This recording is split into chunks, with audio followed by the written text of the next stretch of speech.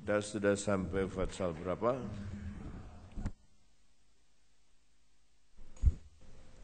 Ayat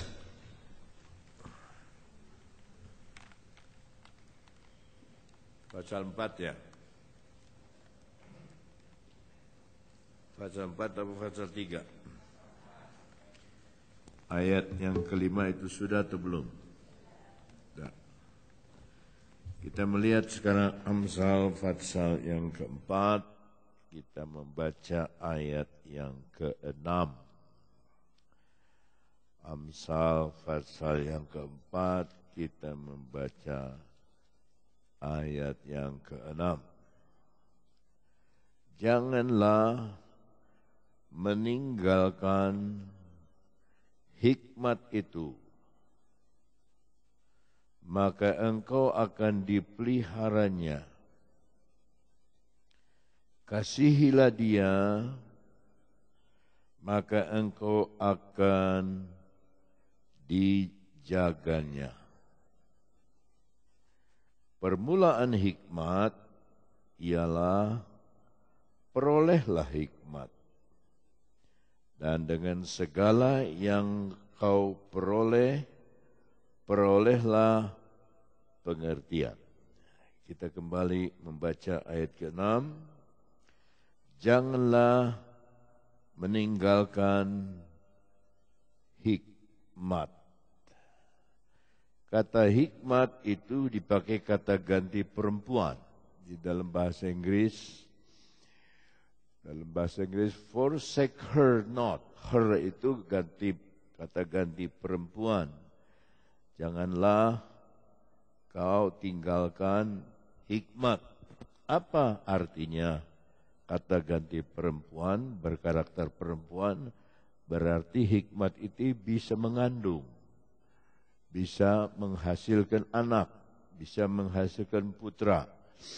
Ya, sebab kalau dia pakai kata ganti laki-laki, tidak bisa.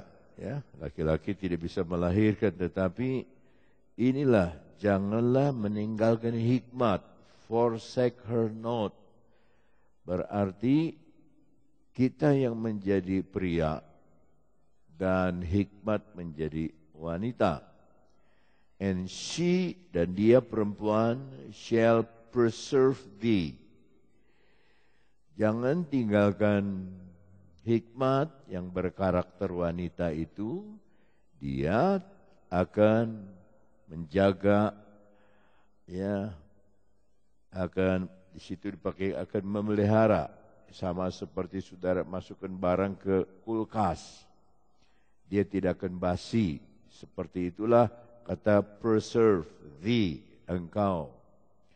Kata thee itu adalah kata ganti untuk anda, you, tetapi memakai bahasa tinggi, bahasa seorang raja. Tidak cukup kita tidak meninggalkan hikmat, tetapi love her, cintailah dia. Sekali lagi kita melihat kata ganti wanita, her. And she shall keep thee, maka dia akan engkau akan dijaganya, ya. And dia akan menjaga engkau. Ya, puji Tuhan. Kadang-kadang kita anggap remeh seorang wanita, tetapi lihat, hikmat diumpamakan sebagai satu wanita. Ada kalanya hikmat menjadi pria di dalam kisah yang lain. Ya. Tetapi di sini dia menjadi wanita, lover, and she shall keep thee. Ya. Jadi hikmat itu seperti orang yang sedang bercinta, mengasihi satu dengan yang lain. Tetapi dia siap untuk dikasihi. Kalau dia dikasihi, dia akan memelihara kita. Ya. Di dalam ayat yang ke-7, bahasa Inggris,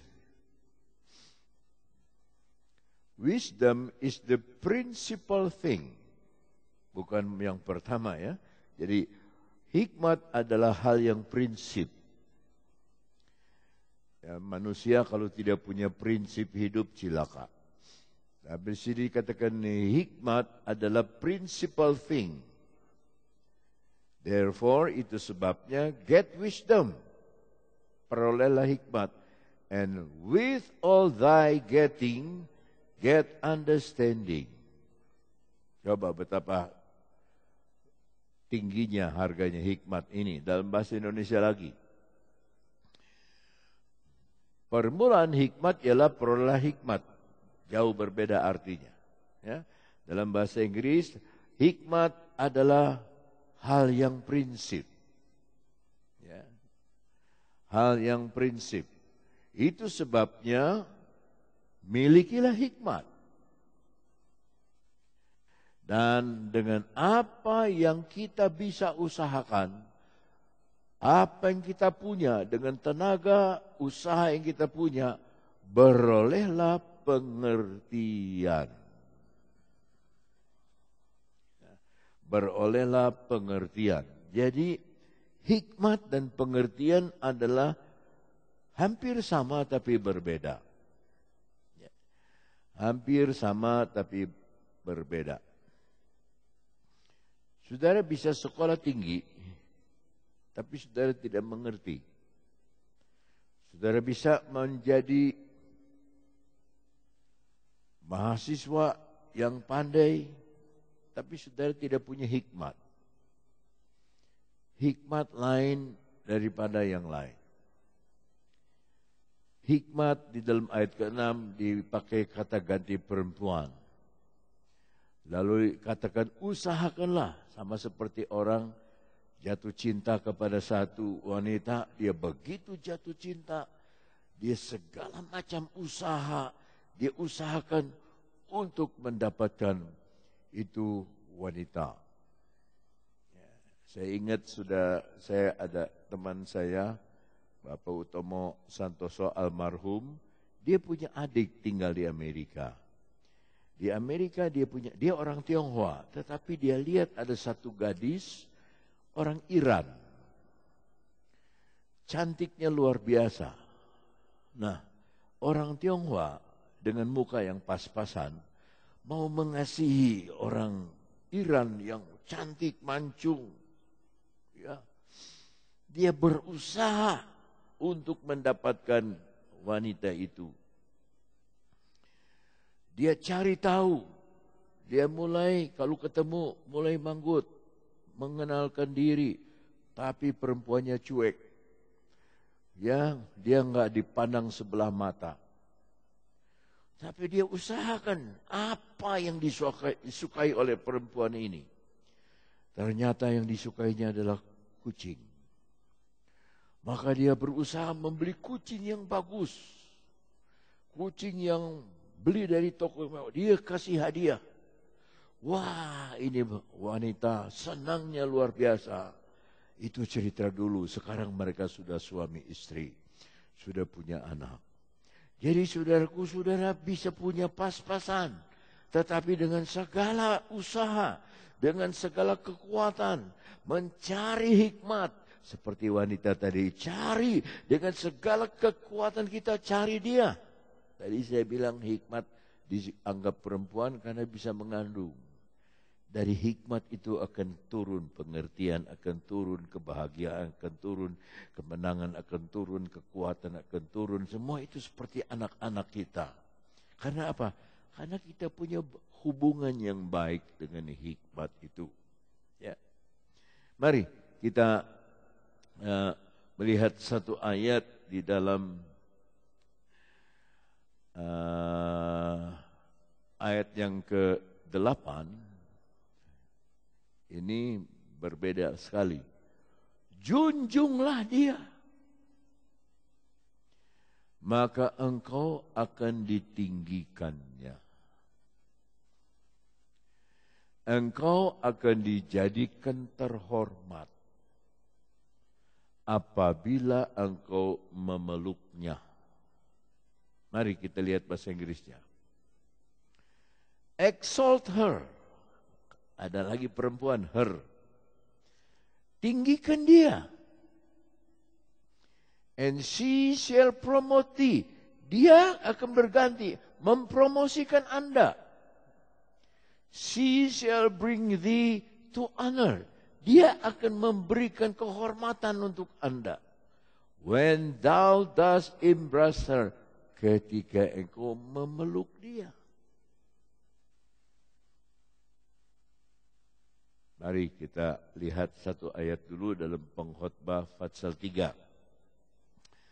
Ayat 1, untuk segala sesuatu ada masanya.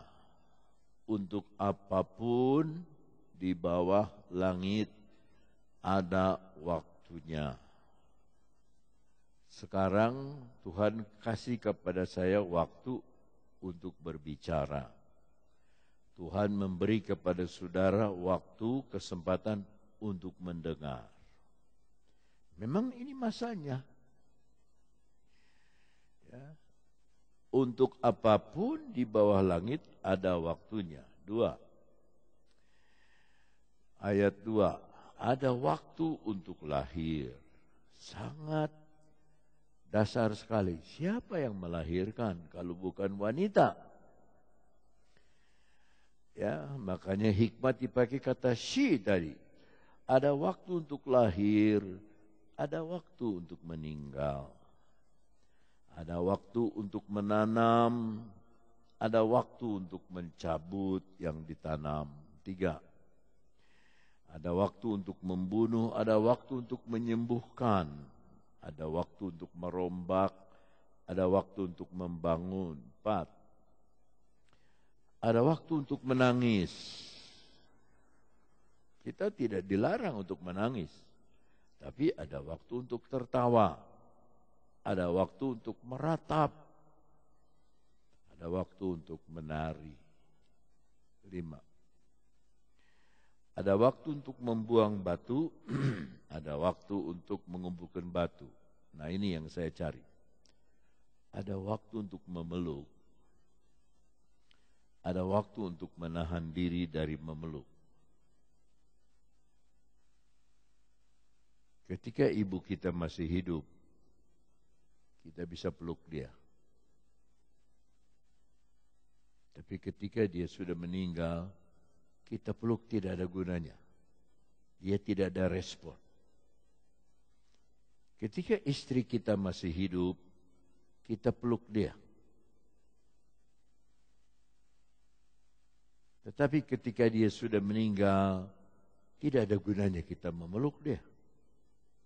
Tidak ada respon. Nah, kembali kepada Amsal 4, ayatnya yang ke-8. Junjunglah dia.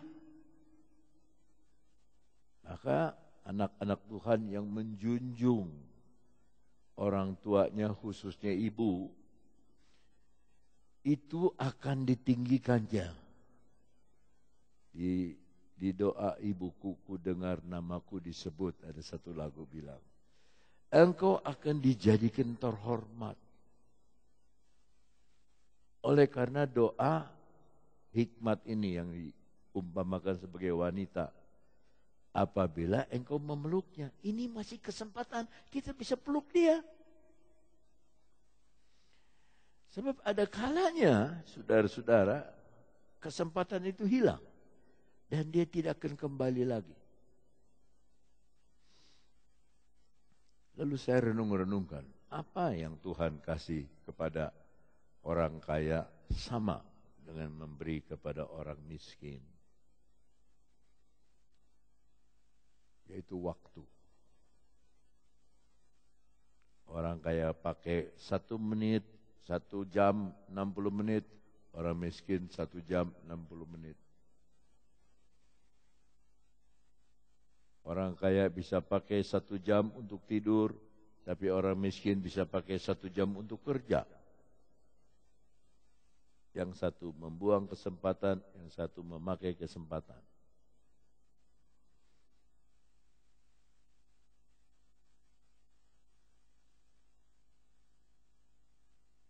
Kita lompat kepada Yohanes 9 ayat 1 sampai 5. Waktu Yesus sedang lewat, ia melihat seorang yang buta sejak lahir. 2. Murid-muridnya berkata kepadanya, Rabi, siapa yang berbuat dosa? Orang ini yang buta tadi atau orang tuanya sehingga dia dilahirkan buta? Saya baru khotbah di Bandung di depan orang buta. Dan semua mengenal saya, buta tapi mengenal saya, ingin jabat tangan.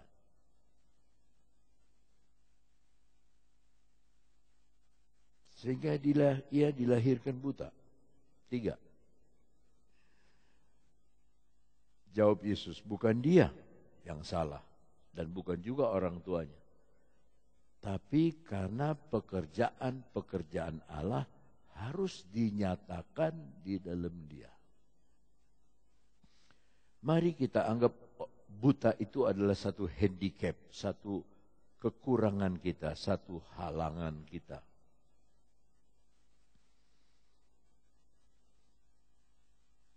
Saya sekarang bicara tidak boleh cepat, mesti pelan.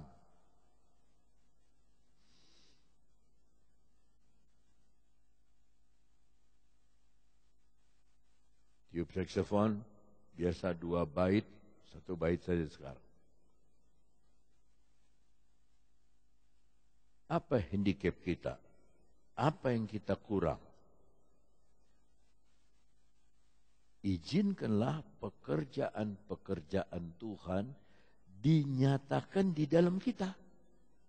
Dalam apa? Dalam handicap kita. Ayat 4.